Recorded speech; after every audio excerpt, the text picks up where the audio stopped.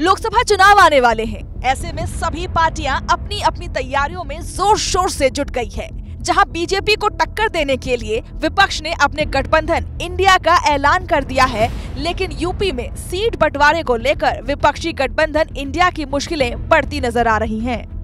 ऐसा हम इसलिए कह रहे हैं क्योंकि आगामी चुनाव में लगता तो नहीं है कि समाजवादी पार्टी अपने गठबंधन दलों के अलावा किसी को सीट देना पसंद करेगी। वहीं सपा से आरएलडी ने पहले ही 12 सीटों की मांग कर रखी है। तो अब ऐसे में यूपी में सीट बंटवारे को लेकर पेच तो जरूर फंसता दिखाई दे रहा है। दरअसल यूपी में सीट बंटवारे को लेकर आरएलडी के राज्य इकाई के प्रमुख रामाशीष राय का एक बयान आया है, जिसमें उन्होंने सपा के साथ गठबंधन में आरएलडी को फायदा नहीं होने की बात कही है।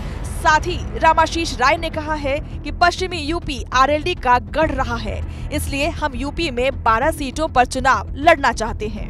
हालांकि समाजवादी पार्टी के सूत्रों से पता चला है कि रालोद को सपा केवल 5 सीटें ही देगी, जो रालोद शायद स्वीकार ना करे, क्योंकि साल 2022 के विधानसभा चुनाव में अपने अच्छे प्रदर्शन के बाद से आरएलडी उत्साहित मूड में है।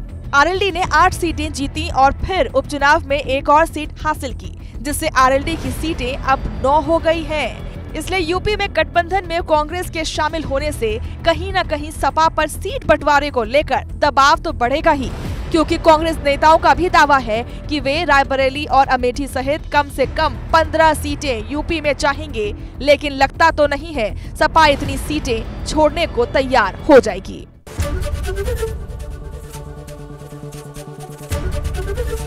एबीपी गंगा, खबर आपकी, जुबान आपकी।